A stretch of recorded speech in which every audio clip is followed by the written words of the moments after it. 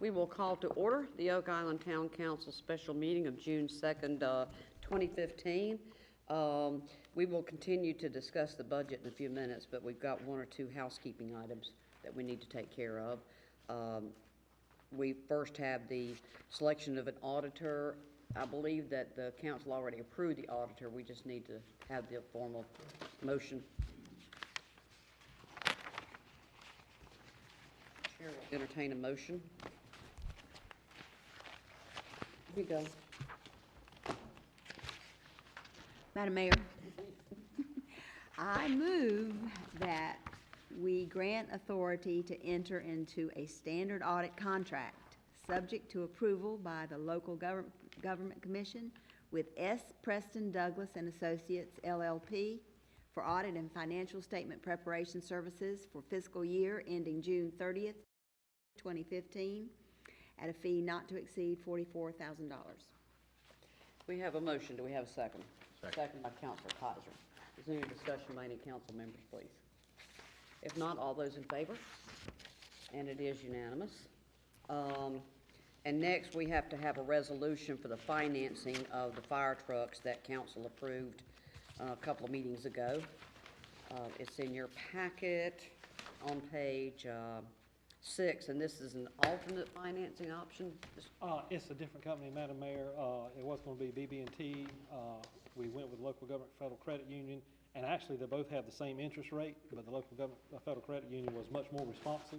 I actually only got BB&T's proposal May 28th. So we're recommending we go with the local government credit union. Okay. Madam Mayor, Please. I make a motion to approve the resolution authorizing the loan through the local government federal credit union as presented, and to authorize the town manager to execute the necessary documents. We have a motion. We have a second. Councilor Kaiser, second. Any discussion, please? One question, any penalty for paying it off early? No penalties for early payment. And we anticipate paying it off around January, February, probably early. If you sell the old fire trucks, that's going to be used to reduce this principal on this loan. That is correct. One more question. When will this transaction take place? The financing, we hope to close the paperwork before the end of June. The actual purchase of fire trucks probably not take place until around July 15th.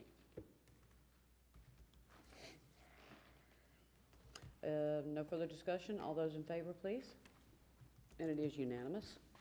Okay, we'll continue the discussion of the 2015-16 budget. Mr. Holloman, please. I believe we had some things in the prior session that council wanted amended. Yes, thank you, Madam Mayor. Just to kind of review some of the questions in before we get to the amendments. There's one question last time on how much the fire inspection fees have come in. To date, I believe we have $7,040. And also, so that answers that one question. And next year, we are going to do the town inspections in-house. So that will be $1,955 worth of savings. So that's, I don't know if anybody has any questions on that. I want to get those numbers out. Mr. Holloman, I was just wondering, and I didn't ask this before, but I wondered when we authorized, or when we were talking about adding the fire marshal position, the chief was mentioning that we would get, you know, part of that position funded through the fire fees that would be collected, and then part of that would be some savings because of that position. That person might fill in for some when other officers were on vacation or whatever, and that might eliminate the need for some of the part-time budget expenses. Is that true? I mean, is that, do we have a number for that? Yes, Councilor, let me try to answer that, and if there's no more detail, I'll call on the chief. The way I understand that, originally it was estimated that approximately $28,000 a year would be generated in fees. It's my understanding, after talking to the chief and fire inspector, they've, in kind of carrying out this and doing the fire inspections, it's taking a little bit more time to do some of these inspections. They've had 1, 2, and 3 inspections. So the revenue has not come in quite as fast this first year. It's anticipated it will increase in year number 2. So that's one of the things. Also, there were some savings last year on different salaries moving around, so I think there was $8,000 to $10,000 in savings initially through that. Also, this position is a fill-in position and fills in for people on vacation to try to do things. And also, this fire inspector does the monthly fire extinguisher inspections, which is about 120, 130 in town, that type of thing. And let's see what else I had on the list here. They also do some training, and as to my mind, this position still is a trained firefighter, inspector, and does all the paramedics, so it's trained in all categories. So that's some of it, but I see the chief is aching to say something, so go ahead, chief. All right, come on up. I understand exactly what Ms. Payne is asking also, but we did have to keep our part-time staff the way it is this year, and that's basically because of the paramedic class. We've got guys on shift every week, Monday and Wednesday, and we've got 2 to 3 people that are on shift in that class. So we have not been able to reduce the part-time staff during the day as much with the fire marshal's position as we anticipated, simply because we're covering a lot of class hours while they're on shift. That answers part of your question too. But Yes, thank you. Once that paramedic class ends, then it will be greatly reduced again. Okay. I've got one question that's puzzled me since you told me we've got a firefighter going around checking off all the fire extinguishers.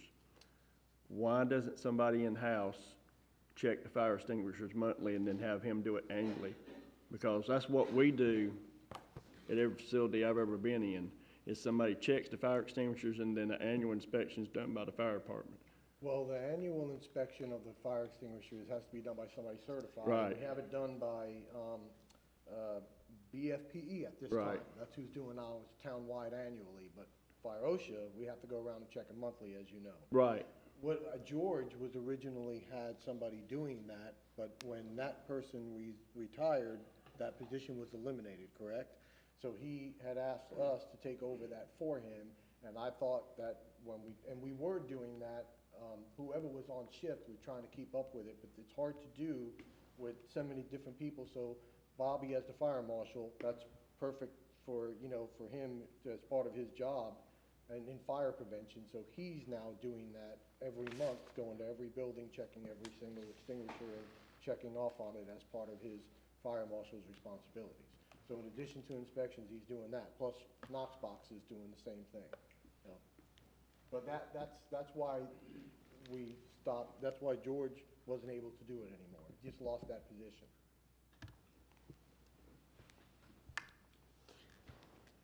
Okay. I don't have my notes with me from last time. You're just Yeah, going to continue I'll the continue next on then. subject. The next item, we removed the $10,000 for sand dredging out of the town council's budget. Basically, all the dredging is in accommodations taxes now, that type of thing.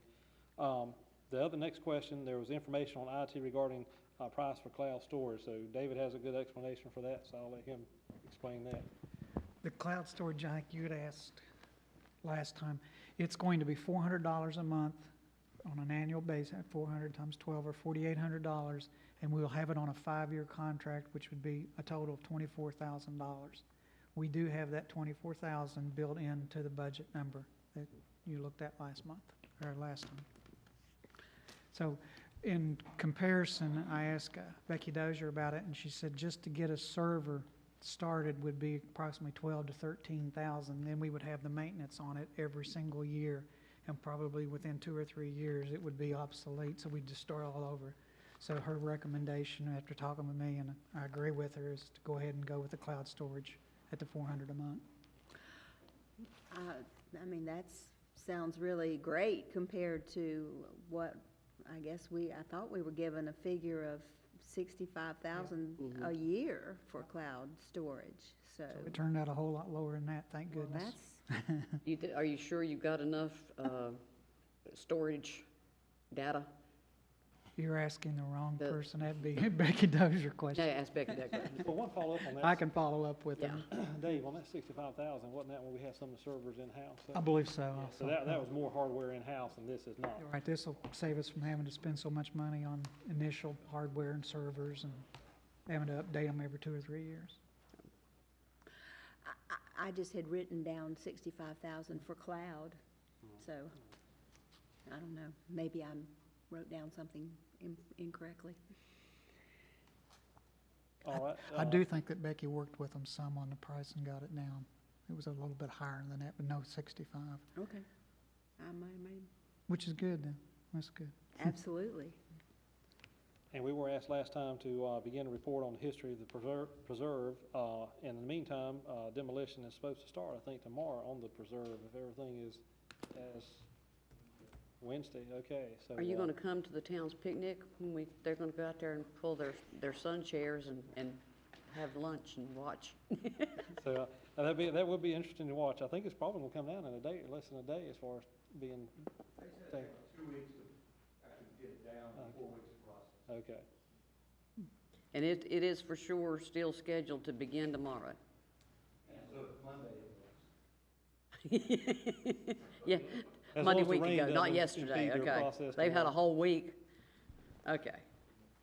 All right, and also, you'll be seeing, next time, June 9th, a budget amendment.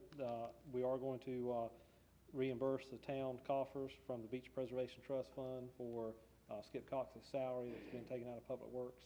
So that is taking place for reimbursement, and in the future, it will come from the Beach Preservation Trust Fund, so there are no town funds expended for the beach ambassador position.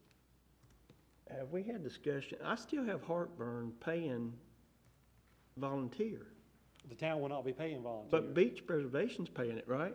Yes, sir. I mean, well, we're not paying no other volunteers. I mean, beach preservation does a great job what they do. None of them get paid. This is just an off branch of beach preservation, so why are we paying somebody to do this?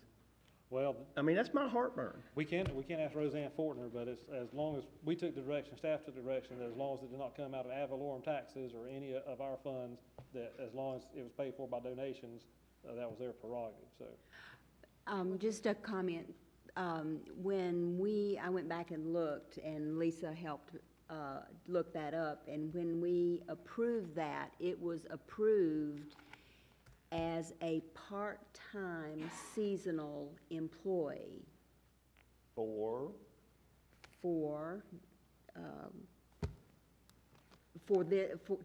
to organize the Beach Ambassador Program. okay. Organize and supervise. Organize and supervise. So we approved it as a part-time seasonal employee. Well, can't we take that away? I have a hard time paying for somebody to do something that's volunteer. I felt the same way. I know we have a lot of volunteers who I work know. very hard and very many hours. So I understand where you're coming from. I just, How many hours does he work on Well, that? he works average through a the week? summer, but it still is equivalent to almost $5,000. I know when we first talked to Skip, he was thinking it was only about 3,600, but it's closer to 5. And, what do you mean by that? I mean, is that the pay for seasonal employees? Is that how that was for the- derived? That's correct. Now, as far as that, we can send a notice or a letter to Beach Preservation, talk to Roseanne, and ask her that, we prefer that not happen, but I don't know if we have any direct say-so. Folks are giving donations, and as long as they don't have a problem with it, and donations keep coming, we don't have legitimate control to say, no, don't do this. Since it's, I disagree with you a bit on that. The council does have legitimate control because the council approves that budget. It is a fund of the town. It was established as a fund of the town, and the Trust Fund Advisory Board advised the council on what they would like to do with the funds, and the council approves that budget every year and approves everything out of that. That being said, we do have a history of volunteer stipends. We paid out $25,000 to $50,000 a year for a long time for volunteer firemen when they responded to calls. In 2008, I was paid $6,000 as a volunteer stipend because of all the inordinate time I spent on the wonderful video that they did. But we do have a history of when somebody comes in and works that hard on something. And that, for me, that was just that 1 year because of that extensive video. And the firemen, it was just when they had the volunteer firemen coming in. I mean, the amount of hours he has to work on it, I was initially like, why are we paying a volunteer also? But the inordinate amount of hours that he has dedicated to it. It's no different from what Roseanne them do. They develop a whole lot of hours.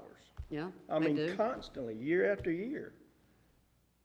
But and- this is kind of arranging and supervising and not controlling, but scheduling all of these beach ambassadors and making sure that they all have their cards. They need a certain amount of training. So he is working with all of them. Beach Preservation Society members, they're all access parents. They make sure we got the doggy duty bags. They make sure that their access is always cleaned up. They let the council know if there's any problems. So, but that work that they do does not involve the inordinate number of hours that that particular volunteer has to dedicate each week during the season. And he also is physically present on the beach. Dave and I run into him every time we go out on the beach. He's patrolling the beach as well on a regular basis. So he actually does some work that could be considered actual hourly pay work. I've been amazed at how dedicated he's been to that and how well he has gotten that program. Did he volunteer for this position, or did we recruit him? Now that I don't know. I'm assuming he sort of some of both, but I don't know the history of that. If anybody, There's Roseanne. Josh, if you don't mind speaking.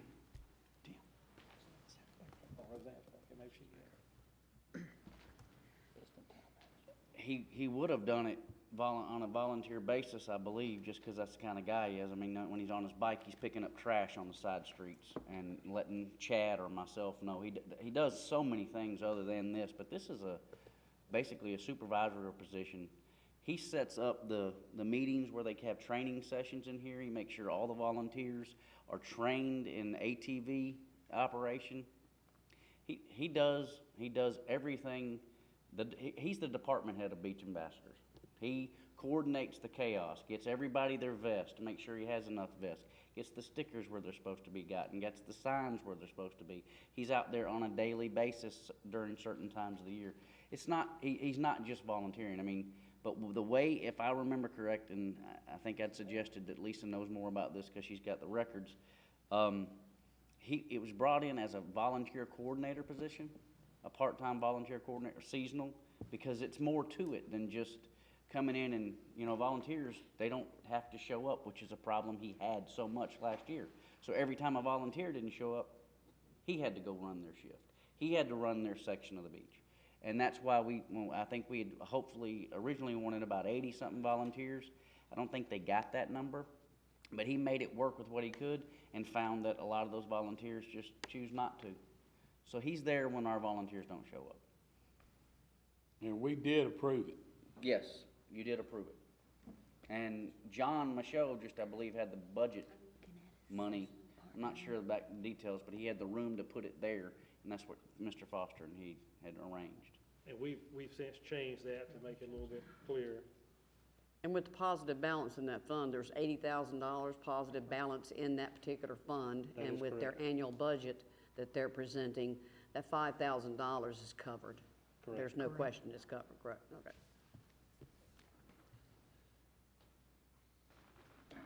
Any more questions? Make a motion. No, I'll vote against this budget. Well, make a motion and see what happens. All right, Counselor Weinkoff,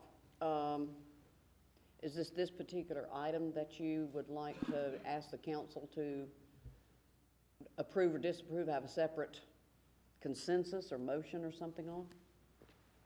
I mean, I just don't believe we should be having, seeing a person paid. Volunteer, I mean, it started out as a volunteer group, and how it expanded to we're paying somebody a salary, I don't know. I mean, we approved it, but I still don't know why we approved it.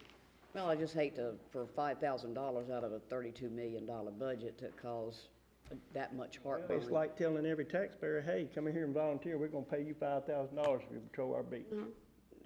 It's much more Just than the just same thing, patrolling the beach. it's their money, can't help it.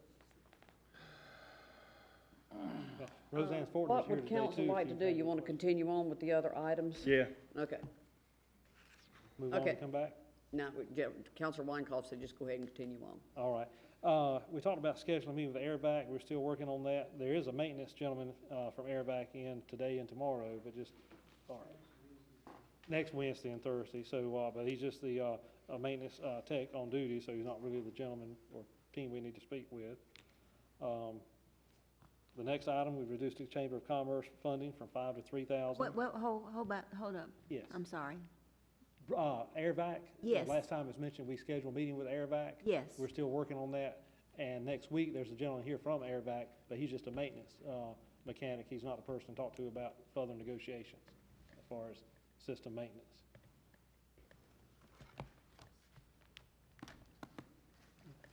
Okay. Just looking at outside agency funding, the chamber was reduced. 1,000 was instituted for beach Brunswick search and rescue. Also, Kathleen Snyder still working on trying to contact agencies who've not received their funding this year. We've not had any other agencies come in and claim that has been unclaimed at the time. The volunteer appreciation dinner was added under town council for next year. And we also added repairs to the A-frame building in the budget from last time. So that's the changes. If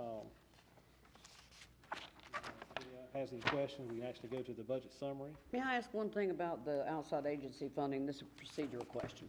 These agencies don't understand municipal record keeping. So they bring in their application for the outside agency funding, council approves it. They don't understand that they've got to come back again and say, now I'd like for you to pay me out the money the council approved.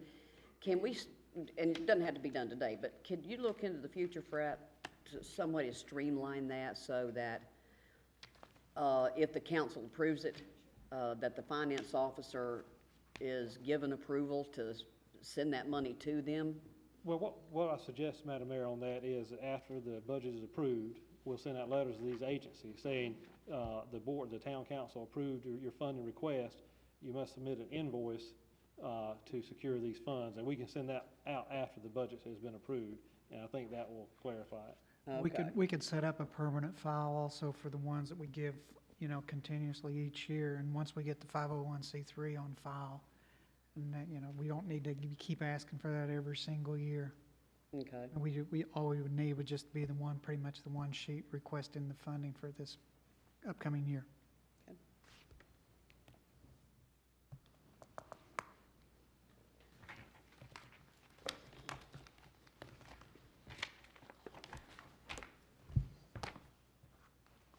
Any other council members have any other questions about the budget as you amended it last time before he goes into the budget summary? Nope. Okay.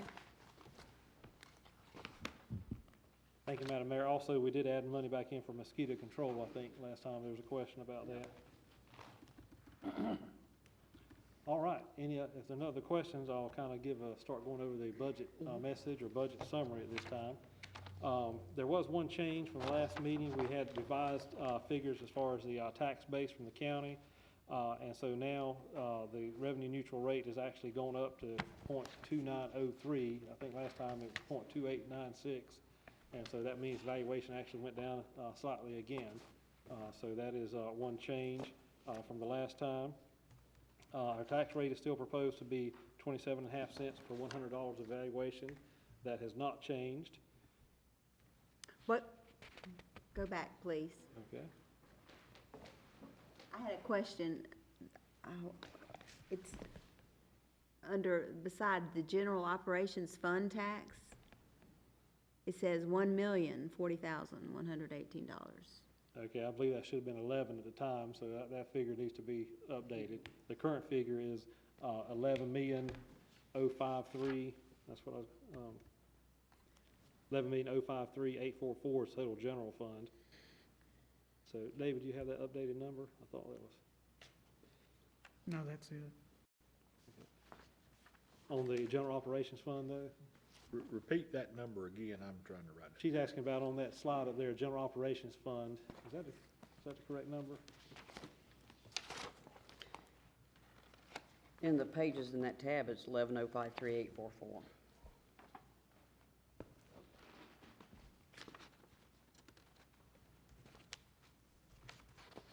Should have been 11,053,053. 053, okay, that's what, okay. And once again, just in case anybody watches our government channel that's not here, I think it's important for us to note that we had a revaluation year. The total town property values went down by 5%. Lots of folks in town had increases in their property values. If they had done the revenue neutral tax rate of the 29.03 cents, if your value went up, you would have paid not only much more because of the value going up on the old tax rate, but you would have paid much more on the revenue neutral tax rate. So I think the manager and the department heads and everybody here did a great job at getting us a budget that we didn't have to raise it to the net revenue neutral tax rate. We were able to budget a reduction in the ad valorem property tax revenues. And as you say in your summary, that's unheard of. So when you start getting your tax bills, if your property value went up, please remember, it would have been more if the council had raised that tax rate to revenue neutral. Mine would have. That is correct. Next. Now with the board's discretion, we'll go ahead and begin just kind of looking at the funds individually. We talked about the solid waste fund. We still provide solid waste through a private contract.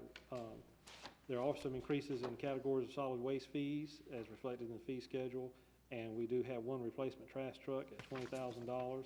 I think I had a question earlier before the meeting started. The $20,000 covers the cab and chassis. The hopper that goes in the back of the truck is going to be covered by the cost of the recycling grant. And we're actually trying to secure a second hopper for a used truck we already have in the fleet. Any questions?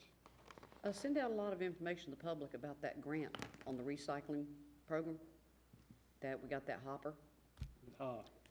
Did we get the money for the hopper, like the 60,000 or so through a grant from We're in the process of getting that now. I don't think it's been awarded yet until the end of June, George. Okay, so we're still waiting on the award on that particular grant application.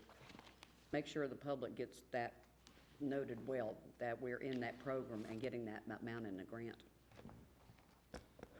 All right, those are North Carolina Pollution Prevention Agency is the one who funds those grants. All right. Did we ever get the other grapple truck that we had ordered? We did. That was purchased last year, and that's currently under repair unless it's been back. The new one? The new truck, Yeah, Jim? yeah. The new truck is due in 2 or 3 weeks. Okay. Oh, It's being back ordered. Supposed to be here in April, now it's mid-June. Okay. so it's the old grapple truck that's being repaired right now? Okay. Always. Okay, the stormwater fund has approximately $43,000 going towards reserve for future projects. The South Harbor Golf Course Fund. Now, the board made a major change last time on this. The fund is no longer being subsidized by the accommodations tax. It is the remaining funds, around $136,000, are coming from the ad valorem revenue. So this may necessitate a change in future years. We may need to look at a municipal service district or something to make up that funding from the ad valorem revenue because there'll be additional needs in the future for that. So basically what I'm saying is because of this change, the 16-17 fiscal year budget will probably be a very tight one unless we come up with some kind of other way to raise funds for the golf course. And there's also a capital expense for a mower of about $28,000, and I believe we talked about last time a rotary motor, not a real motor, not a real mower like they have now. So I understand Rebecca may want to address some of that if you have further questions on that. Yes, we did have a few questions from some folks about the expense, specifically the mower expense compared to if we could spend that money to improve the shape of the golf course itself instead. And just if she could comment on that, that'd be great.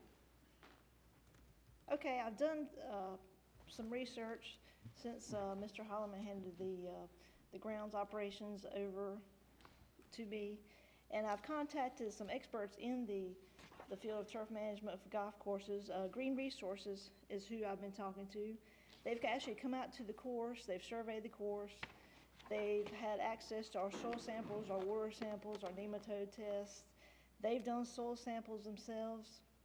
They've walked the course, they've got documentation from our past years, fertilization, aeration, top dressing, everything we've done the past year. So they've developed a blueprint for us to follow for the next year as far as chemical applications, fertilizations, aerations, and this is kind of our guide for the next year on how to improve the course. And Green Resources, they deal with courses all over North Carolina, South Carolina, Virginia, the majority of the courses around in our area, so they know what they're talking about. Along with that, we've also recently just hired a new superintendent for the course who has over 25 years worth of experience. And he's worked at some courses in our area such as Topsail Greens, Pine Valley in Wilmington, and also Quill Hollow in Charlotte. So we also have additional resources coming in. He starts on the 15th. So as far as the conditions on the course, we are definitely on the right path to improve them. And I think the next year will show much improvement, which in turn brings more customers, which in turn brings us revenue. So, Would it be possible to look into, surely it can't cost too much, to put some sort of a sign right there, rather than that little tiny thing on the bottom that says the pro shop is there? I was up at South Harbor, Dr. Hillary's office last week. As I was leaving, a guy was coming into the parking lot, and he said, "Excuse me, do you know where the golf course is at?" I said, "Yeah, it's right." And there was another lady coming out of Jumpin' Java, not Jumpin' Java, but Coffee Cup. And I said, "It's right down the road here. Just keep looking to the left, go past the firehouse, and you'll see the little holes, the golf course holes. Go right past that to that white building." And she said, "There's a golf course here?" I mean, honestly, just as I was talking to him, so is there, I like the one on the pole on the road, since we had to take up the sign out of the state's right of way. You would think they would give us a municipal variance or something, but could we possibly look into something that says Oak Island Par 3 golf course or something right here? Turn left. I can definitely look into that. That may be a question more for Mr. Crook there and the inspections department, their regulations, but yeah, we can definitely look into that. Put it on a flagpole. Yeah, but I'm talking about down on Vanessa Drive, right in front of the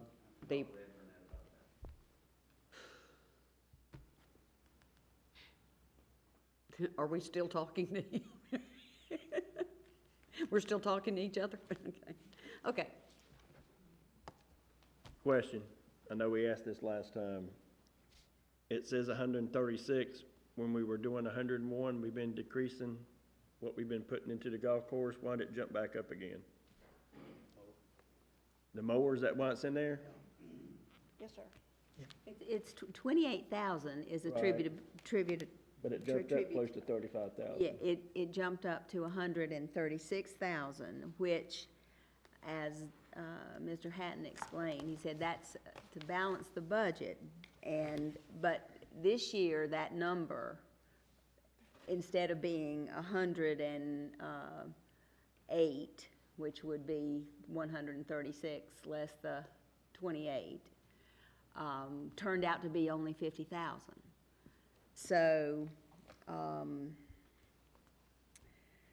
but we are gonna have to spend more, I mean, money on chemicals that we might, I don't know exactly how, to explain that, but that's just a projected number, and hopefully it'll be much less. We have to budget for the total operation, but we may not have to transfer funds to cover the operations if they don't have matching expenditures. When you compare their budget request from this year to last year, it's all fairly consistent except for the mower. That's what's kicked it up so much. But yet, it's looking like our transfer from the accommodations tax, which is the way it's handled this year, it looks like that number is down around 50,000. Correct. So that tells you that the overall expenses are down. Yes. So, When I look at the comparison of what they spent versus what they budgeted, they are significantly under budget for this year, which is good, knock on wood. Hopefully nothing happens between now and the end of June 30th. And I think they have deferred a little bit of maintenance too on there as well for this current fiscal year. I have a question. How much did the consulting with Green Resources cost? I don't think it's costed anything yet. Okay. Now, the actual application of chemicals will cost, so. for example, I'll give you an example. Two items on here that showed that, for equipment repairs, it's showing that they're estimating at the end of the budget year, 20,000, but as of now, they've only spent 11,000. So, there may be, they're way down, but there may be more repairs to come, although we're close to the end of the year. And also on chemicals, the expense so far is down. So it may be that 50,000 will end up being higher, or we'll just have to see. Well, I know they talked about how their golf course was in bad shape this year. Have we reached out, I know we've had this discussion before too, but have we reached out to maybe the colleges and see if they'll take it on as a project to bring the golf course back to life? We've talked to, Rebecca and I talked about that, and there's a little bit allotted in there for interns, but I'm not sure they take it on as a specific project. I think there would be pieces of it they would take on, so we are gonna work with community college to do that, and the new gentleman who takes over on the 15th will be doing that as well. I'm sorry, Jeff, you were talking about Brunswick Community College. Yeah, or Steve another had a college. lot of extensive conversations with them. What, last year or the year before, Rebecca? Do you remember? Yeah, Well, they have no interest in using it for their programs or using it as training their students. They just didn't want to do it at all. Well, I know we looked at maybe them taking it over, but I'm not talking about them taking it over, No, the project. they didn't want to use it as for their training, their program purposes or anything, even short of taking it over. They are working with the intern. But as Rebecca said, Well- now that Green Resources has come through and they have looked at it and provided us with a blueprint of things to do, when to do them, the chemicals needed, and the new person hired is 25 years' experience in the golf course supervision. I think, it'd be great if we could get some interns. I'm not saying that wouldn't be great, but I think we'll hopefully be on a good path to turning around the condition. Thank you. Now, on the accommodations tax fund, this budget has approximately $950,000 dedicated to future beach nourishment projects, so that's a good sign. After talking with the board last time, we're still trying to confirm with the Army Corps of Engineers, but we did allow for about $30,000 for dredging related to Lockwood's Folly. We're not sure that's going to take place this year. If it doesn't, then that money as well will go to reserves. I'm sorry, I have another question related to the golf course, and that is that I saw, well, I don't know if this is jumping, but I just saw that in the administration budget, you have this transfer of that $136,000 to the South Harbor Golf Course. Is that the way, I thought we were trying to get away from these transfers, but is that just the way it has to be handled too? It's the way it's got to be done between the departments. In fund accounting, we have to show the transfers going into the fund, when vice versa, transfers going out of the fund into another fund. That's the vehicle we have to use. If you didn't want to have you almost have to have a golf course fund for the fees they take in and that kind of thing, but you could put it as another general fund department. Right. But we have to show that transfer because the golf course does not generate that $136,000. When we consolidate all the financials at the end of the period for the audit, those transfers in and out need to balance to zero. If they don't, then we've got a problem somewhere.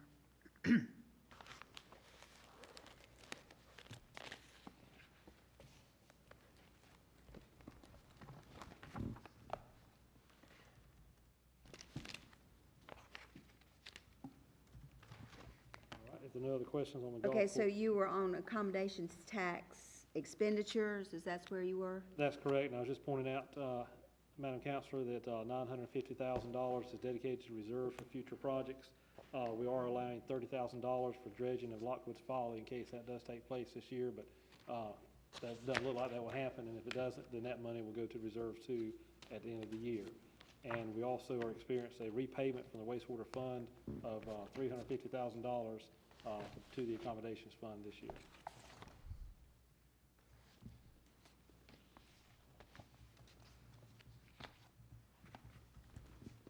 Any questions on that? Just as a side note, that's not in the budget this year, but I did learn of there's an effort now among some coastal towns to actually try to go to the state in future legislative cycles and try to get an increase in the occupancy tax of either 1 or 1.5%. So we'll be keeping you updated on that. So that would be good, because in the future, if that was to take place, the counties and boards would have to vote on it for their local jurisdictions, but it would increase this funding as well. So that is, it's not happening yet, but that's something on the horizon. Okay, you kind of already talked a little bit about beach preservation already. Last time we talked about this with the council, the town, they kind of wanted us to look into encouraging a 501c3 to be formed.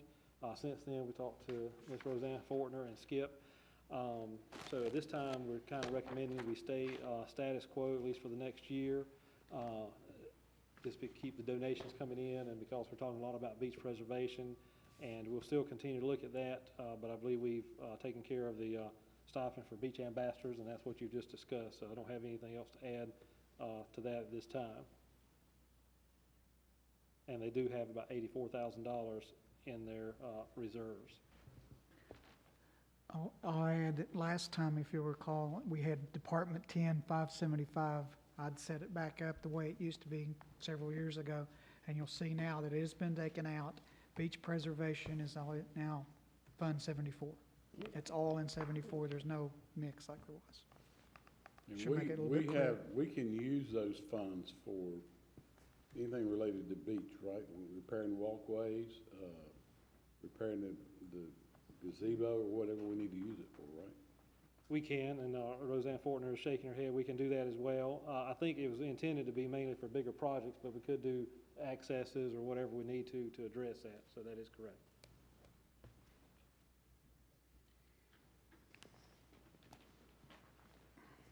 Perhaps we could get some advice from them, let them look at the cabana, the gazebo up in the old Yopon section, and the beach accesses. I've had a lot of complaints about the handicapped access being too much of an angle and that sort of thing.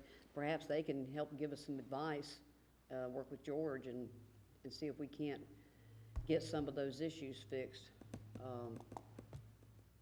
since they've squirreled away $80,000 over the years. One thing on those handicap beach accesses, a lot of times it's kind of people hesitate to do that, but if you actually follow the state building code, you have to have a series of ramps to the handicap to meet that, so it could be quite extensive remodeling to get some of that to happen. But I have done that before, and sometimes it looks like a lumber yard out there, so just beware. All right, Madam Mayor, if I may just continue on with general fund expenditures. As was pointed out earlier, the total is $11,053,844. The town continues partnering with community organizations to fund about $27,000 in partnership with these nonprofits and charitable groups. The town is continuing to transition to a software system, and we have budgeted about $50,000 to complete this process. That is separate from the fee that David mentioned, the monthly service fee. Facilities maintenance has a replacement vehicle for approximately $28,000. 2 new police cars are budgeted in this fiscal year. The town also, as mentioned earlier, will pay off any debt associated with 4 fire trucks by hopefully January or February of 2016. We have 1 new inspections position in development services, and we do have corresponding fee increases that will fund up to half of this new position. So those will be instituted if you approve this budget July 1st. Street maintenance is planned, as we mentioned last time, resurfacing streets according to our priority list. Parks Recreation, will replace one truck, recreation center sign, and flooring in one of its multipurpose rooms. One thing that's not in here that we have not funded this year, and I don't know if we can work it back in now, but the fire chief reminded me, in addition to his 4 vehicles, there was supposed to be a pickup truck in there, and so that's approximately $29,000. So we'll see if we can work it back in, but right now, that is not in the budget at this present time. One thing that we added to the budget too is the Bill Smith building A-frame. We have money for engineering and up to $60,000 for renovation, and we'll reflect that in the change in the budget message next time. Before we leave this, will you refresh my mind what the $50,000 for the software? For the software, that's for in case we need hardware or anything in town that we hadn't anticipated, and so we may not spend about half of that or a little bit of that, but we left some in there just in case because there's a lot of unknowns out there, so I'll let David, you have As we anything get deeper into the Tyler conversion, which is coming real soon in July, it just seems like there's always some kind of an Right. invoice or something they're walking in there saying, we need this, we need this. So again, as Tim said, we hope we don't have to spend that much, but I'd rather put it in there than not had the funding. And while we talked about resurfacing, can we get somebody out on these side streets before it really gets busy? Because these holes is like driving down a country road on some of these gravel cut-throughs. You talking about just pothole patching? Oh, they're on the gravel, they're huge. On the gravel, our current equipment operator kind of out of service, but we're looking at trying to get that fixed as soon as possible. Yes. Are we on schedule with the conversion to the new software package? Yes, we are. It's coming fast. Good. Almost too fast now that it's here. David, isn't there some training coming up on that in July? Or We've already started doing some in-house training, and come July, the training's gonna really kick in. Appears the general ledger's gonna go first July or August, and then later on, the big piece of, obviously, is utilities and then the taxes. Billings is going to be Yep, that's gonna be the bear. yeah. Okay. Thank you, Madam Mayor. Also now, just moving on to general fund debt service, there will be 6 loans in the general fund, the Town Hall Complex, Yopon Beach Pier, Police Headquarters, Fire Stations 2 and 3, and the fire trucks. The town is pursuing this time refinancing of all these items except the fire trucks to reduce terms and experience lower interest rates and save money. We're in the process of working with BB&T, although they were kind of non-responsive or responsive last minute this past time. We've sent information to the local government credit union. They don't know if they can handle the bulk of that refinancing. They're having to check with their other agencies in Raleigh and Charlotte to see if they can actually refinance that amount of money. Get with me, let's get in touch with First Citizens, because 2 years ago, First Citizens came to me and they wanted our debt packages. We can do that. And the same people are working up there that came to me 2 years ago. Okay. All right, any other questions on the general fund? Will you please explain to everybody one more time so everybody will get the picture? Even though we refinanced, the county's refinanced, while we still have to keep the 11.75? Well, I'll do some of that, and then if Dave want to chime in, basically the rate schedules also account for depreciation and maintenance of units, so that's why we can't reduce those terms at this point. And even the refinancing is not going to produce significant savings at this time to generate a wholesale decrease in rates. I had mentioned this to the people that are doing the bond refunding and the attorneys when we said, that we had the 11.75 that had already been approved by council for the 3 steps increase, the last one July 1st, 2015. And I said, well, some people have asked, could we possibly cut that rate? And they said, under no circumstances could you do that at this point with this bond refunding. Plus, they had scheduled the bonds based on those 3-step increases, 11.75. And I told them, I said, for the upcoming year after that, we're probably looking just an inflation increase, hopefully not much of an increase. And those are still included in the FFE for the pre-funding of the 09 bonds that you're working with the LGC on right correct. now. And I think each year, they also have scheduled a 3% increase. Now, those we'll be able to look at each year and see if we need to do the entire 3%. So we may be in out years able, maybe do 1% one year and not do the full 3% every year. Perhaps we could schedule a June or July meeting to ask David to give us another review of why we had to schedule these increases each year, and, you know, what would have had to have been done 3 years ago, 36% at one time, and what brought up that deficit in that fund that we had to do all that.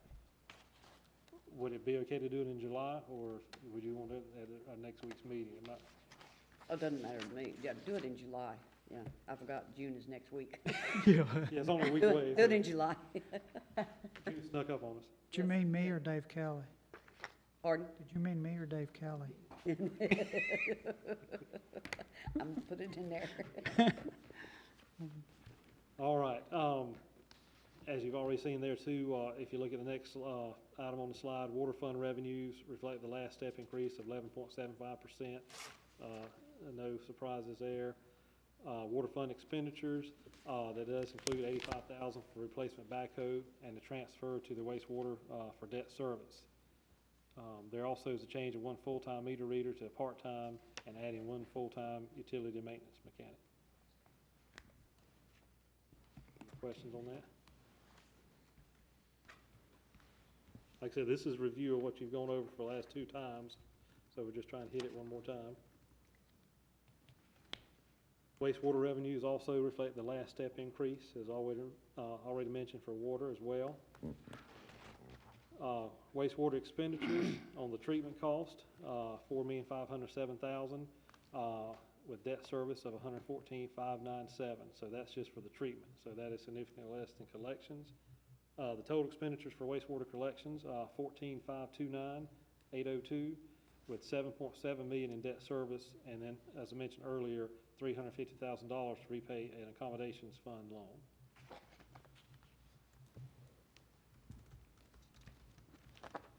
And finally on this, employment compensation, a 1% cost of living and up to 2% merit increase are included in this budget. The town is switching to the state health plan pending approval of legislation, resulting in a total of $68,000 in savings for the fiscal year 2015-16, and the town is discontinuing the short-term disability insurance.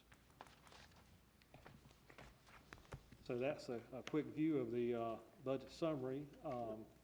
It is 5:53. Let's take a 5-minute break before we have to, we need to go into the public hearing at 6 o'clock for the budget. And then we'll recess the budget meeting until after the public hearing. And we will be back here at 6 o'clock for the. Said I was hating that number was wrong on my budget summary. Oh, you mean this year? But it did go well. Okay, we will call to order. Kyle, there's that feedback again. I mean, just does it every time we take a break and then come back in, doesn't it? Anyway, we will call to order the Oak Island Town Council special meeting budget public hearing of June 2nd, 2015. For the public, please note this is the first of 2 public hearings on the budget. Councilor Weinkauf suggested, council agreed that we would have 2 public hearings on anything that is of major import. You can speak tonight about the budget. I know that there are some changes that we talked about last meeting that were just presented tonight, but I think the bulk of it was available for people to peruse. First, we have signed up to speak is Roseanne Fortner, please.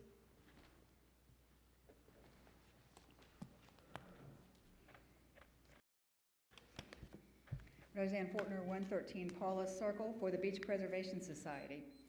The Beach Preservation Society is very proud to be an integral part of the town, since the society was established for the town of Long Beach, now known as Oak Island.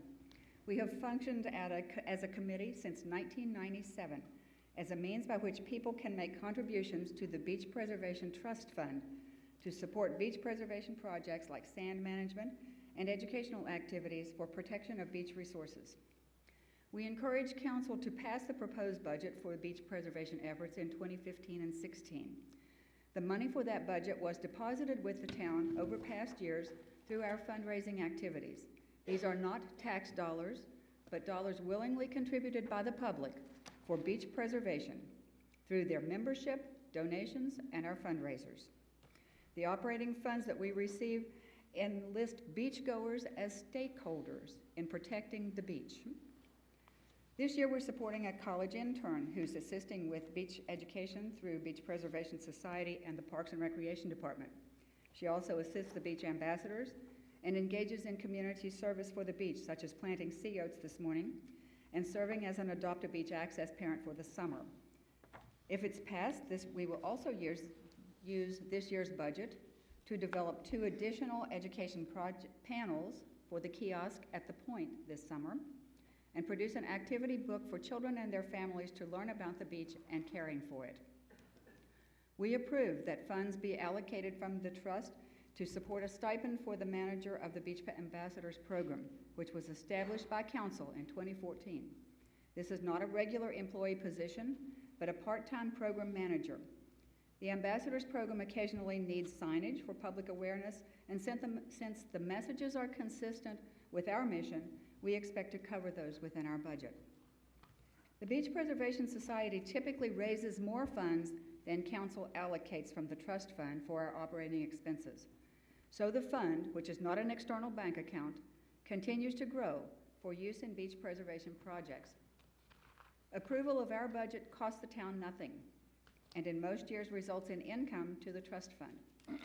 Since 2004, the fund has grown by more than $70,000, entirely from Beach Preservation Society contributions. Thank you in advance for allocating Beach Preservation Trust funds to support the work of the Beach Preservation Society. We are proud to serve the town as a committee in support of the beach. Thank you. Thank you, Roseanne. Nick, Larry Parker.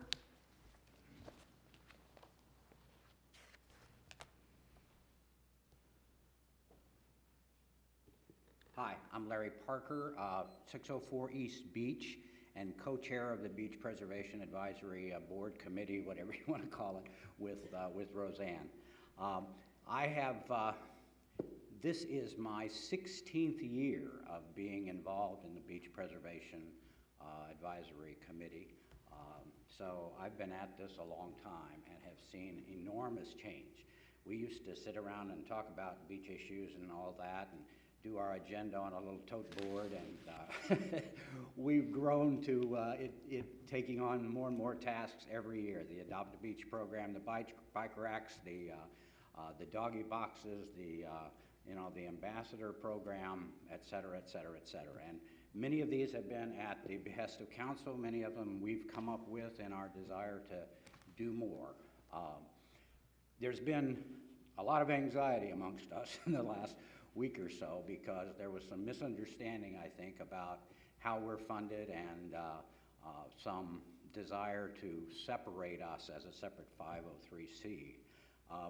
We believe that that would greatly hinder our ability to keep this town and the hundreds of people who support our program from 15 states who are tourists, would hinder our ability to raise money, would hinder our ability to get cooperation and volunteers, and that's not what you all want to happen. So I thank Tim and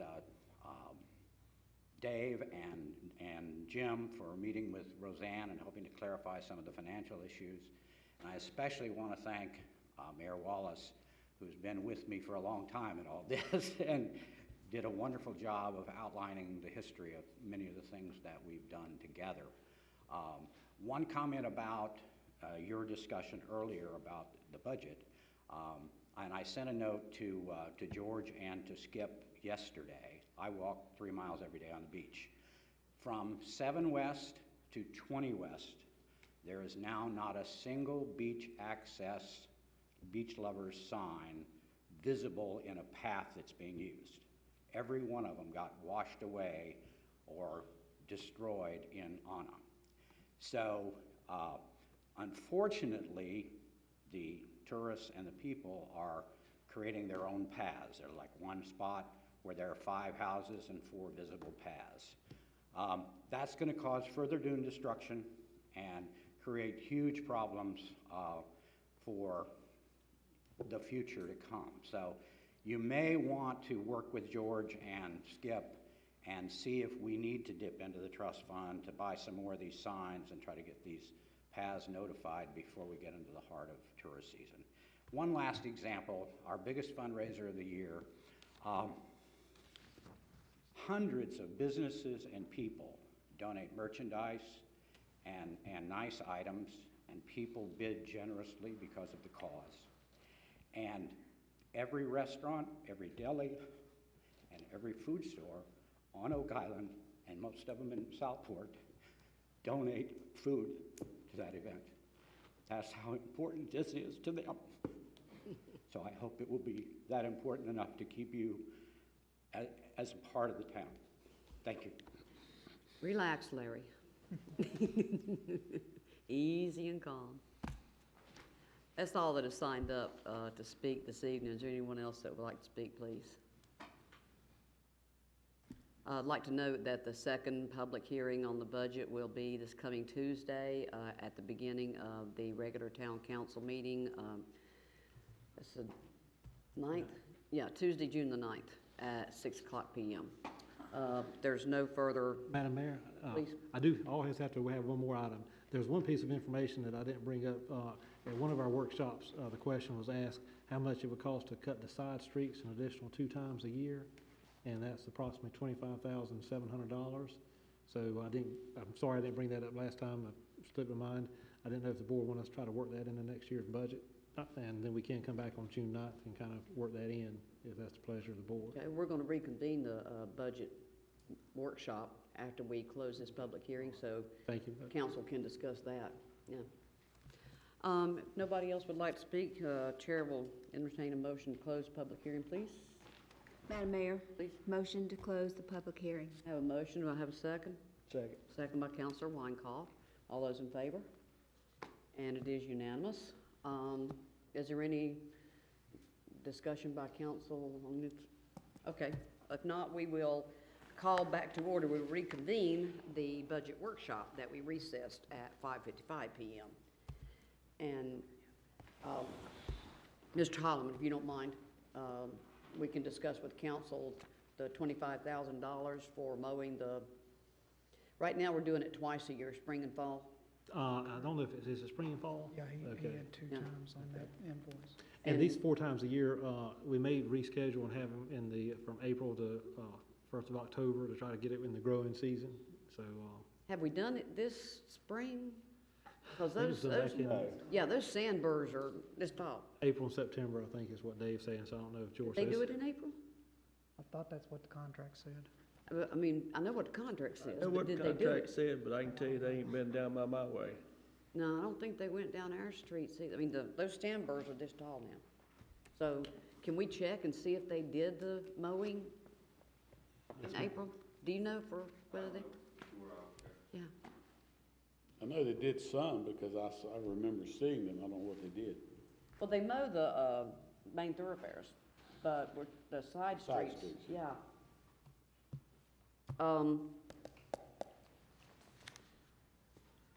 If we find out that they have not mowed them and they need to mow them, then that might allay the fears of not getting those side streets mowed until the fall.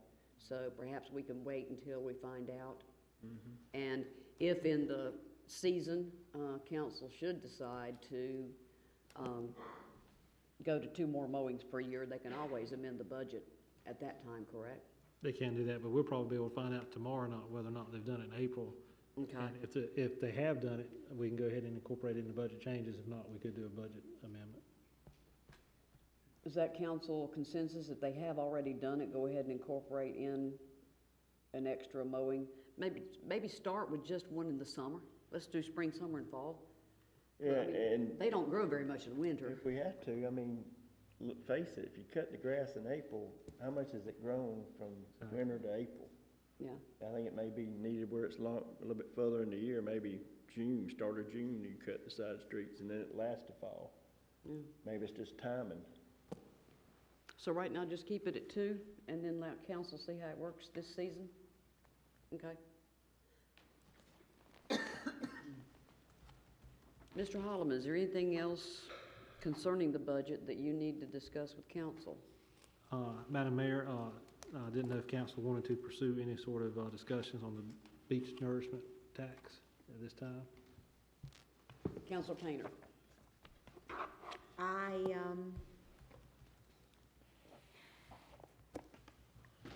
I believe that we need, as a town, to begin this year with a property tax increase dedicated for beach nourishment funding. We already know that the federal funds have essentially dried up, and for beach projects that if you've looked at what happened to the beach, what Anna did to the beach, from 58th Street East, at least down to the Blue Point Marina, I know it pretty much chopped the dunes off, and there were escarpments of 4 to 7 feet high. Our beach nourishment project on the west end held up very well. The part of the beach that has rocks, I guess a lot of extra rocks were exposed, and I hate to do it, but if we don't do it, our beach is going to be gone and our tourists will be gone. So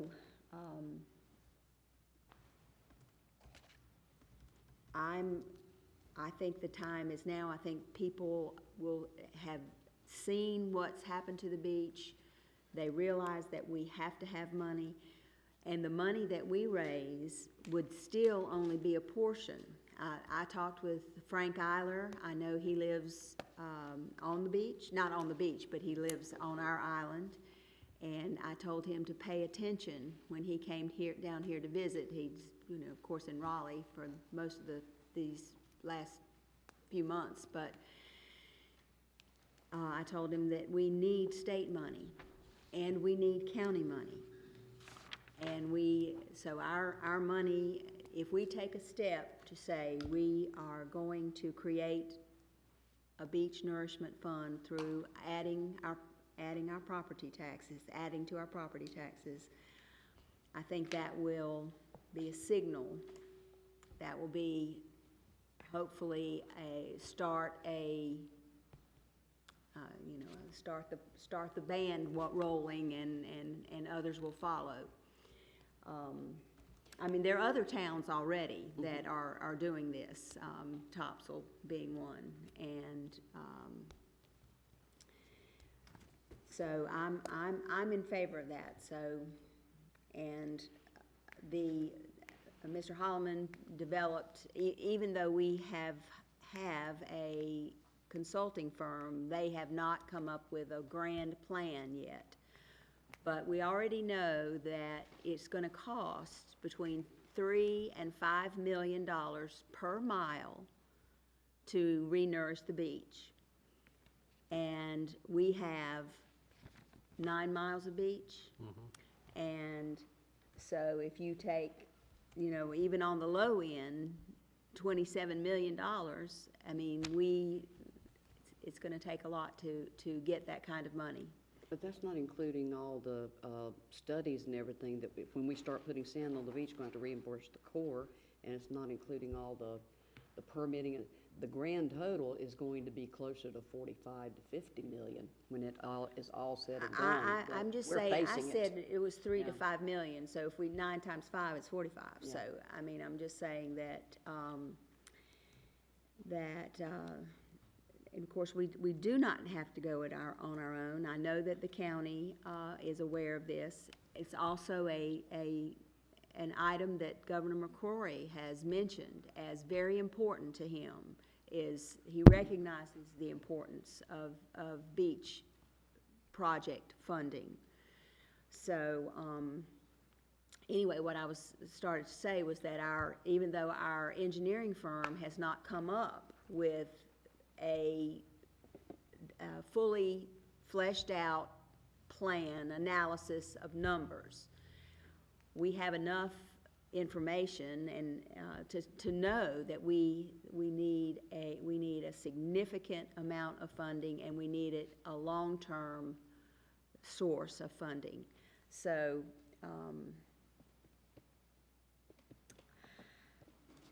like I said, Mr. Holloman just put a not too detailed analysis down that showed that we could, that on the low end, we might want to have a tax of 13 cents added for that purpose. On the high end, 23 cents. And so even though I realize this is difficult, and he added the fact that on top of that, there might be a need, and most likely would be a need, for the properties that are near the beach for us to create municipal service districts for the properties on the beach, or I don't know how far back that would extend, that would have an additional amount added at some point in the future.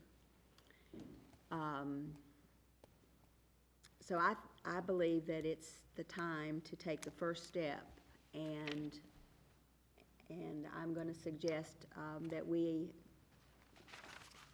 add 13 cents to our property tax to establish a beach nourishment fund. We have two beach taxes. We have the A tax and the B tax. It's from the accommodations tax fund. The A tax is you can use it every year. You can use it how you want it. The B tax is the beach fund. You don't use that except for beach renourishment. So your proposal is to take whatever amount, if any, the council approves and put it in the B tax fund. You can't spend that next year if you want to. It's going for beach renourishment only, correct? That's okay. What I'm saying. And I don't know if you heard Mr. Holloman when he was discussing earlier the fact that some other counties are already talking to their legislators about the possibility of raising the accommodations tax by 1 cent and making it changing from 6 to 7 cents, and then adding that additional cent to the amount of funding coming to beach communities for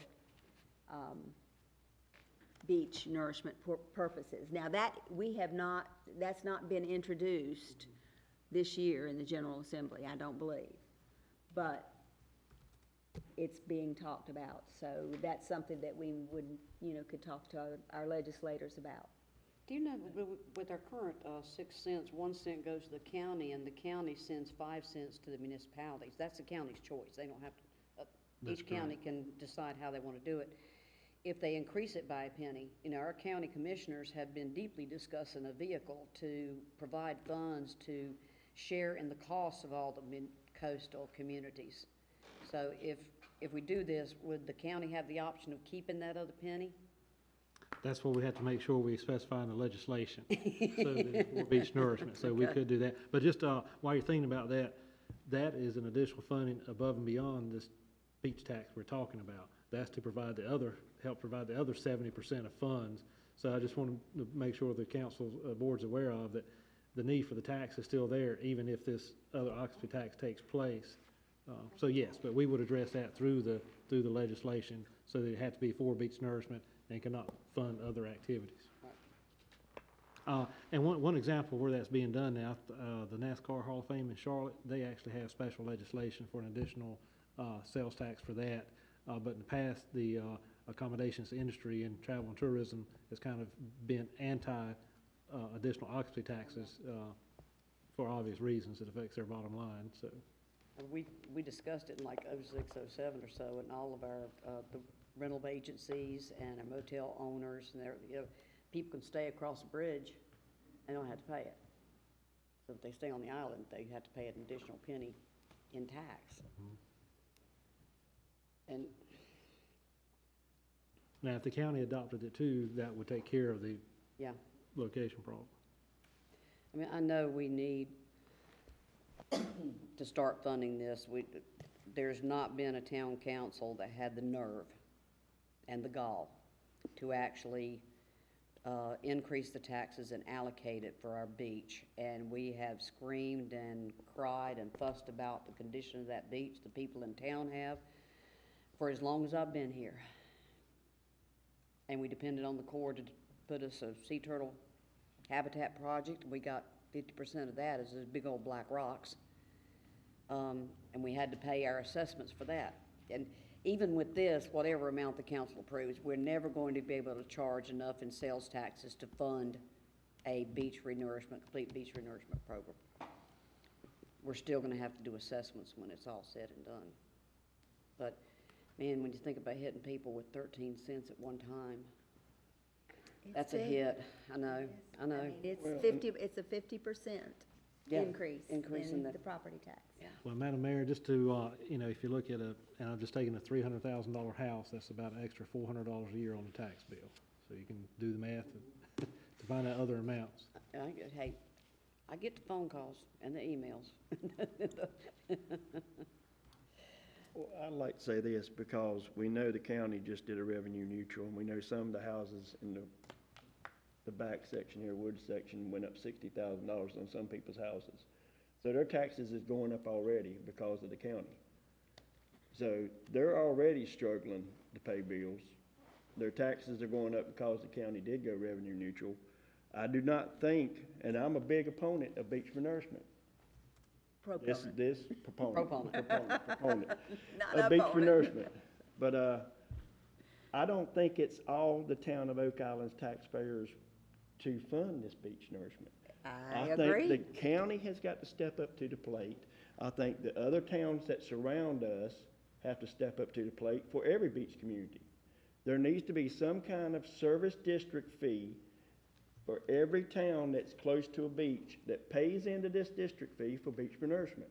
Because everybody benefits from these businesses, from the tourism that goes on here, and every town benefits. Southport benefits.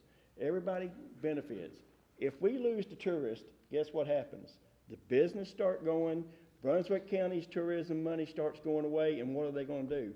They're gonna raise taxes to make up that difference. So I think everybody needs to start working on the same page, because I'm gonna start pushing with the county commissioners for them to start something up and get on board now, and let's start getting everybody involved. It doesn't need to be Oak Island, Holden Beach, every beach town doing their thing. I mean, that's just my opinion. It needs to be a whole county effort. There is no question that the county will have to come up with funding. There is no question. But all I'm thinking is that if they don't do it this year, which I don't think they're gonna do it this year, I think we still need to make a move. I don't like going it alone. It doesn't mean we're going it alone. It does not mean that. It just means that we are starting our fund, and at some point, we're gonna have to spend that money. If it has to be assessments or whatever, at some point, the town is gonna have to come up with a significant portion of the money. But our share would probably only be, what, Mr. Hallman? I mean, if the state historically maybe is 50%, and then. Not quite. Not quite.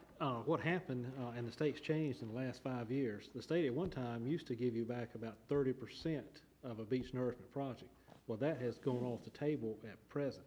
Now the only money they get, the reason we had money for the Eastern Channel project was because it was associated with dredging and navigation. So right now, the state funding is kind of at a standstill as far as that. So we'd have to, that's why the occupancy tax is being talked about, or accommodations tax. And you're correct, if we don't go along what we've talked about here, we still need a base to save money, and whatever tax is looking at, the 13 cent, it'd be at least 4 to 5 years before we'd have enough money to actually begin the first project. So that's something to think about. Good point. Anyone else? Well, I think we need to discuss this some more. I'd like to hear from the other council members. Councilor Scott? Just point of information, how long has it been since we have had a property tax increase here?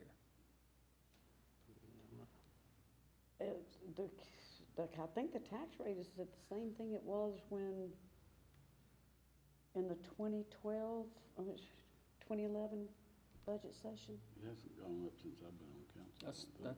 It's been a few years, I think. The first 6 years. time we were elected was in 2009, essentially 2010. And they would have been discussing the 2010-11 budget. And I think it's stayed the same ever since, because every year they talk about having 2 cents extra, but people want to keep it for debt service, that kind of stuff. So it had to have been, and I know it didn't go up in 2009. I'd like It had to to know. have been 2008. I don't have it in front of me, but I believe it's been the same since 2012, 2012? I believe.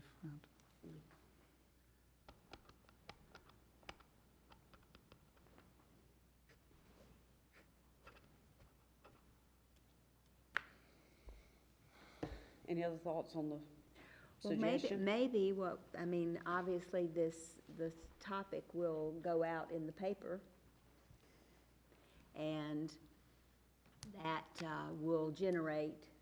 Oh, yes. Don't call the some- mayor. That will Yeah. generate some phone calls and some, maybe we can, but please comment if you want to. Would like. Have any comments right now? Go ahead. Oh, you go ahead. No, go ahead. You go ahead. I guess I'll have to go home and look, see what they say on Facebook. And I can see, because I know. it'll be Oh, out yeah, there. as soon as Lee prints it tomorrow, it's gonna be all over Facebook. I'm in favor of a more regional approach, getting some money from other parts of Brunswick County. I know that's easier said than done, but I'm one of these people that lives in the wooded area, and my valuation changed, so my tax went up. And there's a lot of people that live over in the wooded area like they are on the beach, and I don't think none of us wants 13 cents on the 100 right now. I'm just looking at ways to spread it out. Now, I know what Jim Medlin's gonna say. He's gonna say, well, you voted against paid parking and we could've got money. Well, yeah, I did vote I against didn't it. say that. People didn't want that. They're not gonna want a tax increase either, brother. I agree, and we gotta look at some other alternatives. What they are, I don't know. But I'm not willing to go with a. Can a municipality levy a sales tax in the state of North Carolina? I think we can. No, we don't have legislative authority to do that. Okay. Somebody was asking me about that the other day. Why didn't we charge a local sales tax to get revenue for the beach? Well, you know, the 1/4-cent sales tax increase that was proposed for schools and beach nourishment voted down. And it was voted down big time on Oak Island also. So, I mean, nobody wants a tax increase. I don't want one, but if we don't put sand on our beach, we might as well just close the doors. And there've been quite a few people after Anna, and as Carolyn sort of painted, and I am totally against that much of a tax increase, but I believe for years we needed to get started on getting people ready to pay for this. And so many people, our dunes are gone, do something. And until you get a permit and you get a plan, there's nothing you can do. But there's not enough sand out there to push up to recreate our dunes, even if we wanted to. And it wouldn't make any sense to put some on the dunes if you don't put it on the beach. Because it would just wash right back out again. Right back out. If we, like to say again, that the portion down at the west end, the way they did it, the waves kind of came in gradually, and they did not break against the escarpments that had been created from the wave action before. And it was within a week or so after that area was finished, we had at least 2 sea turtle nests that were laid. Right now, you go up where Council Payne was talking about. if a sea turtle comes in, they hit a 7-foot escarpment, 4-foot escarpment. And this is where the high tide is coming in. Where are they gonna lay their eggs? So Anna did a number on the beach on this east end this time. And perhaps council can consider, think amongst yourself and discuss, well, don't discuss amongst yourself. Please don't discuss it with each other. But just consider maybe some sort of tax allocation for beach funding, but not a 50% increase in the current tax rate. Well, you know, it's kind of like everybody sees the problem, but they're not willing to do what it takes to overcome it. Everybody's hoping that they will not be here when, if you have to do a plan and you have to assess to do it like they did with the Sea Turtle Project. It's apparent that we need to do something, and I agree with Carol wholeheartedly there. And I was interested to see what some of the other council members had to say, because honestly, I have not discussed it with another council member. And when you say a 13-cent tax increase, that'll produce a little over $3 million a year. 10 years, it would take 10 years to accumulate enough money to renourish our beach. Of course, it's usually done in stages anyhow, and the whole beach is usually not done at one time. I personally think a 13-cent tax increase would place a huge burden on a lot of people on this island. No question. There's no doubt about it. So we've got to decide, and here's where I am, and I've said this previously, and you've probably heard me say it. It's time for us to do something to head in that direction. I'm not sure. I'm kind of like the old boy. I want to ride the bus to town, but I don't want to go to Atlanta. You know, I don't know that I'm willing to tackle that 13 cents tax increase right now. I think that's. I think it would scare a lot of people to death. But I would probably be willing to look at half of that for right now. And over the next 12 months, do what we need to do, what we can do to talk with the county, set up some meetings and have some discussions, open discussions with the county. I mean, the state's got a $450 million windfall. And they're trying to decide what to do with that money right now. By George, I can tell them where some of it can go. But they aren't looking down this way. But we need somehow someone to represent us to the state and say, hey guys, you know, we need a little help down here. Give us a 3 or 4 million of that 450 million. So I think, you know, I think there's there are a lot of ways we can approach this. Municipal service districts is an option. And I think that's also something we're going to have to look at. I agree with you, Mr. Holland. I think that's something we're going to have to look at. We may want to do a lesser tax increase and begin to look at creating the municipal service districts to bring in some more money that way. There's got to be, I look at it like a pie. You know, this is just another piece of the pie, and we just got to keep finding ways to build it until we get a complete pie. I will say this, and since Danny brought it up, paid parking would have put some money in a beach renourishment fund. Not a huge amount of money probably to start out with, but it's some money, and every little bit helps.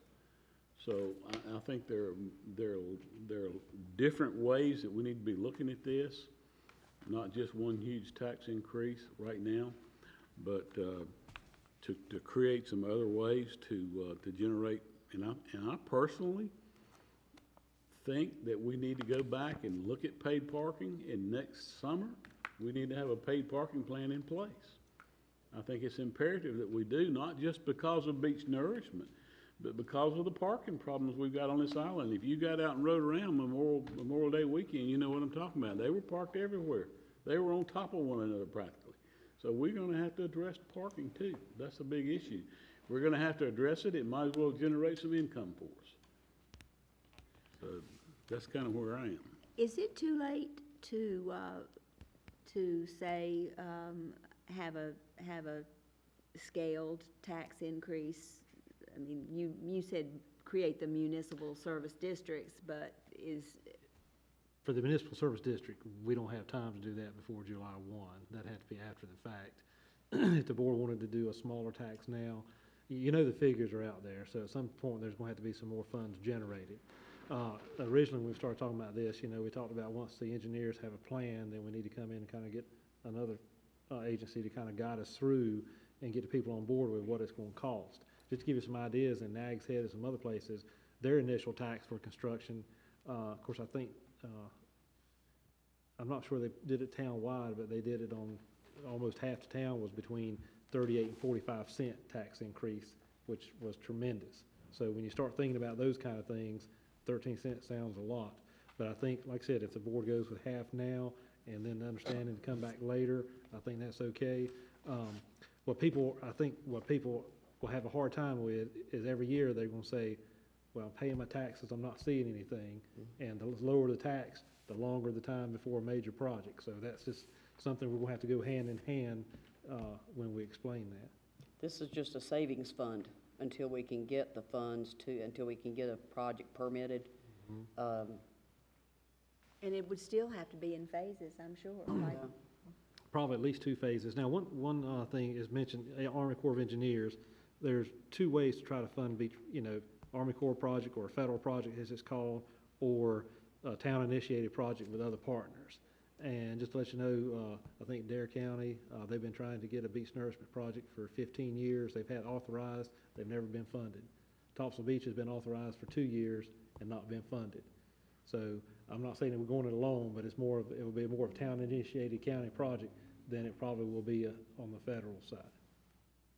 well, and as I think we've talked about, but people may not really understand it, but our federal project, our 50-year plan project, is not even to the point of being approved yet.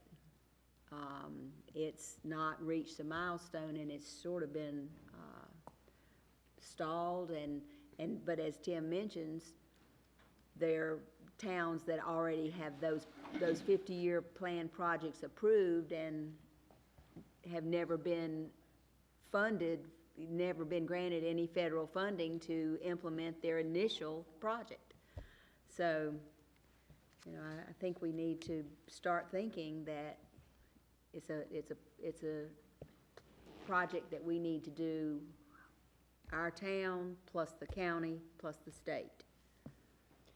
And on a project like that, the county talking about the 1/4 cent sales tax and accommodations tax, they're only talking $300,000 to $500,000 a year. And that would be split between the needs of all the coastal communities each year. It's almost, until they develop a program, be first come, first serve. That's not going to even be a drop in the bucket. I don't think the county is going to have the fiscal strength to contribute anything that would be a drop in the bucket on a $45 to $50 million project.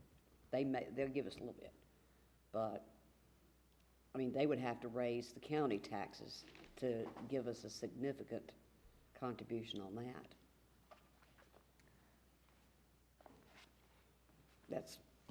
Now the state, that, like you said, the Division of Water Resources, hopefully we can work with Governor McCrory on his proposed bonds, get some of that allocated for beach nourishment. Maybe they can allocate an amount according to need, and you don't have to spend it. You can bank it until you get your project together. But working with the governor and see if we can't figure out some way to fund these projects. The people inland don't understand. I like what Steve Foster used to say. We're running a state park, and we're running a national park. We have people that come here from all over the East Coast and west of the Mississippi. And they come to our beach, and they pay their accommodations tax, yes, but they don't contribute anything to the major issues of renourishing this beach. And the people inland in Brunswick County, they don't stay in our rental homes, so they don't really contribute anything of any import to the wear and tear on our beaches and on our parking accesses and on our streets. So we are, Bald Head just increased, I think, their taxes from 59 cents to 62 cents because of all their beach problems. I mean, in Brunswick County, the municipalities, you're pretty much, if it's a project of any import, you're on your own. Well, what you said so true. The people that rent property here for their vacations, they're paying. The people that own property here are paying. The ones that aren't paying are the people that use it on a daily or weekend basis. They're coming using it for free, and they're not We charge them contributing. to park here. Exactly, exactly. They're using it for free. They're coming and using the beach and spending very little money here, and they're using it for free. So there's a resource. But we have no taxing authority other than, pretty much other than ad valorem property taxes, and we get the benefit of the accommodations tax. I'm talking about paid parking, Mayor. I know, but I'm saying that major funding, something that would make a big drop in the bucket. Well, a lot of little drops make a big drop. I know.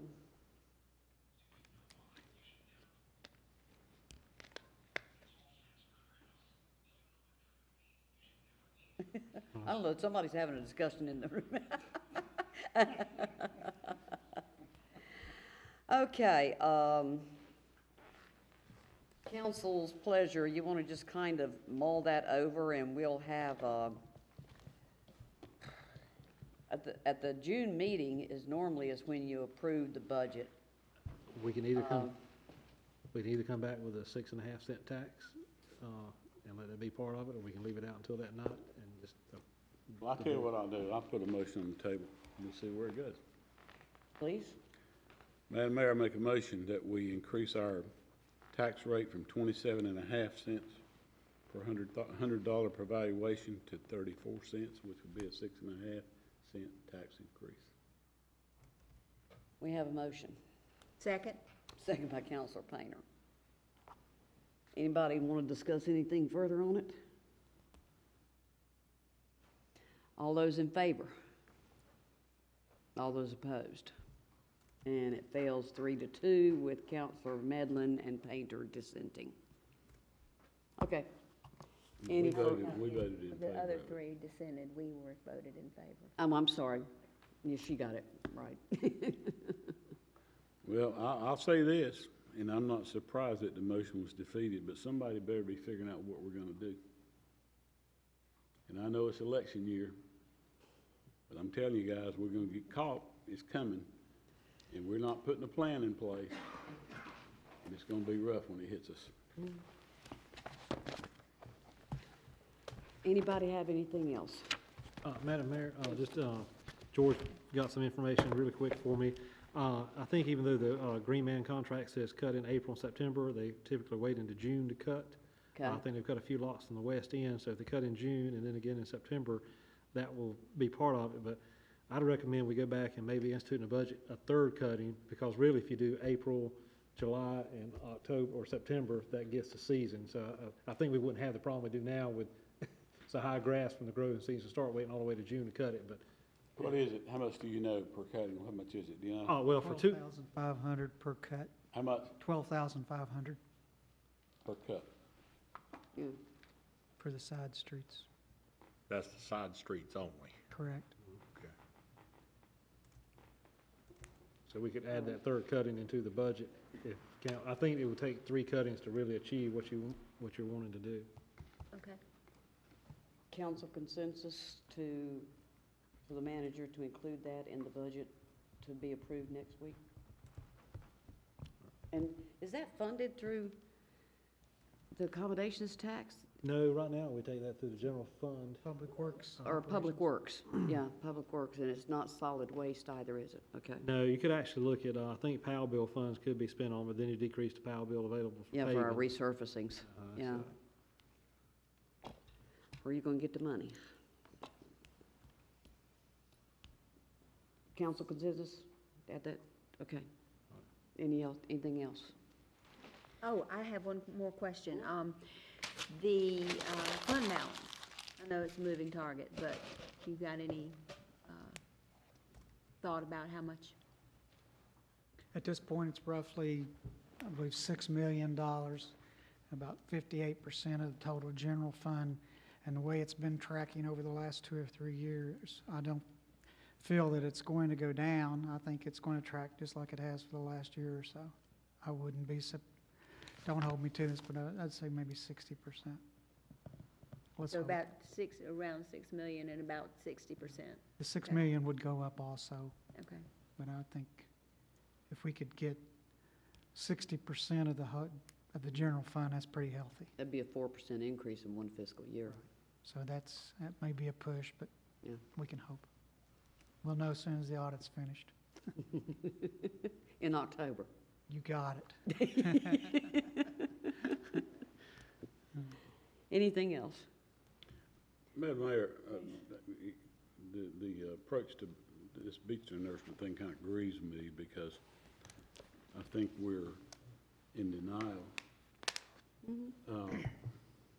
Would it be appropriate for us to try to create a forum with the county to sit down with them and talk about this issue, see what their ideas are? Maybe we can learn something from them. We've got to do something. I'm just not willing to sit here another year and let another year go by and not do something. I'm telling you I'm not. I think it's ridiculous. I think we've got our heads in the sand, and before long there's not going to be any sand left to stick your head in. So I would like to see us try to create a forum with the county and any other entity that we can to talk about this issue and to try to come up with a way to do something about it. You mean in We're not the going to next address week it as a or- council, then we've got to address it somehow. Couldn't be done in the next week. No, it would take some time to do that, but I'm just not willing to sit here another year and see nothing done about this. And this time next year, we're going to be facing the problem. It's probably going to be excavated and even worse than it is now, and we're still going to be scratching our heads saying, well, what are we going to do?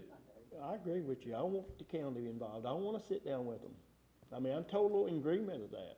And I don't know that they can offer us any help. They certainly weren't willing to step up to the plate a lot in this last project. They didn't have the But maybe if funds. we can learn something, maybe we can together get our heads together and get headed in the right direction, because right now, we're not headed in the right direction, for whatever reason. Madam Mayor, Lisa and I can kind of get with the county, see if we can set something up in June. It is kind of crunch here at the last minute, but we may be able to set up a joint meeting of the town council and county commissioners.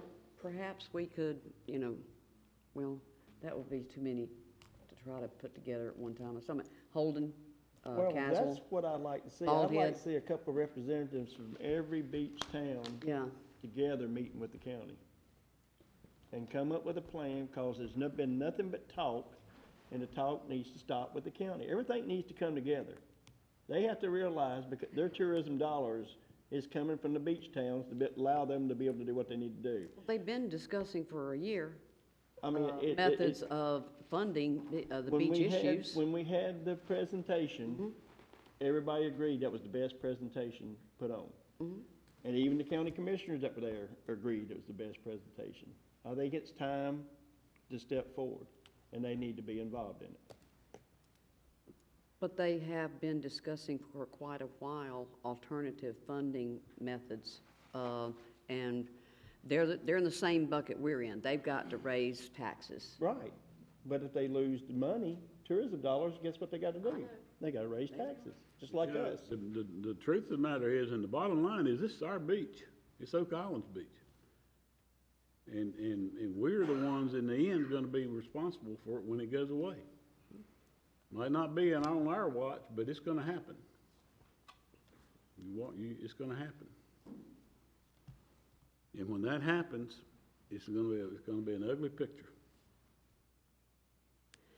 Let's deal with the budget issues and get through the June meeting, and then we can work on a suggestion of perhaps get a representative or two from each of the coastal communities in Brunswick County into a workshop at the county.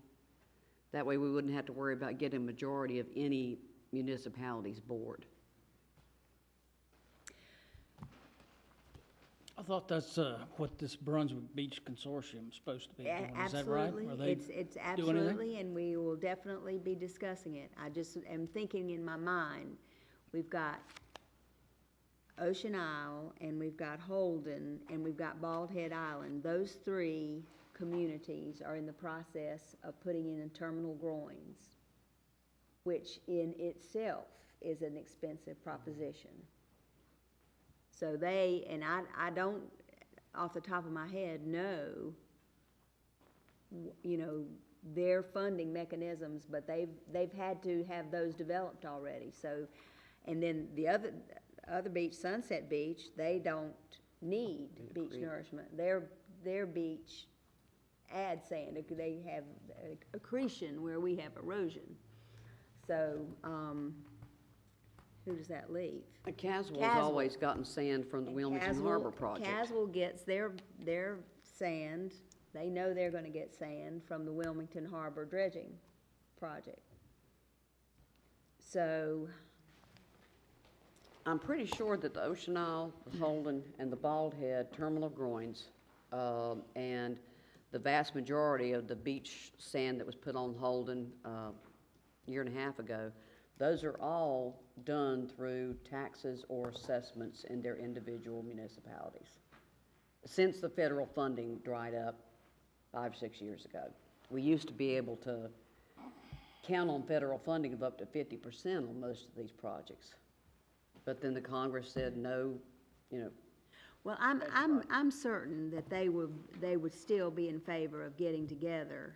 And, I mean, we've already asked the county, and the county has already stepped up and established a small annual fund of $200,000 annually. For everybody? Yeah, for everybody. So that's pitiful, woefully inadequate. The county hasn't been willing either to raise taxes to give to the coastal communities for renourishment, to allocate that. Now, their idea of sales tax, but they have not been willing at all to raise property taxes on the entire county, because the people in Ash and the people in Northwest, they all see we're rich people over here on the coast, and we're taking their money for our houses and our beach. So it's... They can build some ball fields and parks, though. Oh, they can. Well, definitely, it will be a topic of discussion at that meeting, which coming up in June 18th. So, but I'm just, So, Councilor, Madam Mayor, are we just going to not try to do another effort, just work through the Brunswick Beach Consortium on this and just leave it at that? Why don't we... I think we should spearhead an effort, and at the same time, you know, the consortium is still, I guess we'll find out if we even have a viable organization at the June 18th meeting, and I'm not absolutely sure that we do. So with that being said, we still need to pursue something with a couple of representatives from each town to work with the county, in addition to the Brunswick Beach Consortium. If you don't mind, perhaps, Tim, if you would work with Lisa and ask the county if they would be willing to schedule a workshop and invite 2 representatives from each coastal community. And we could offer to have the workshop right here. Let the county commissioners sit at this day, and then we could videotape the workshop. They would probably prefer to be at their own building.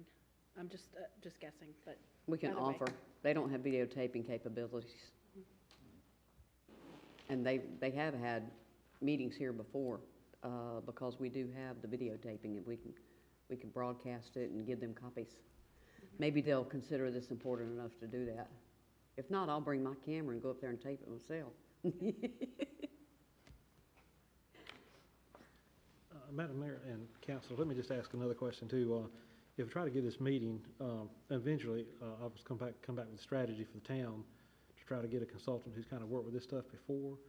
Would the board be so inclined to try to get he or she to come for one meeting and not do a long project, but to kind of give, they really work with the funding sources and that kind of thing, and I think they might be able to put it together a little bit better. Peter Ravello is who I'm talking about. I think it's PAC online if you want to go and check it. I mean, that would probably be some dollars to actually have him travel up here if he'd even be able to do that. But I don't know, I think it's to the point that nothing's kind of moving without an impetus, and I think that might help move things along, but. Interesting, you yeah. know, Yep. So I'll try to get a figure on that, see if I can do it and contact him, and go from there. And Mr. Holloman, I appreciate all of your coastal and beach issues knowledge. I think it's helped the council quite a bit. Thank you. Of course, it's To kind keep of like, these things going, yeah. like pregnancy, everyone is different, so. I know, but But I do you appreciate it. have to have the knowledge of Thank what you. happens anyway. Thank you. Anyone else? If not, Chair will entertain a motion to adjourn, please. So moved.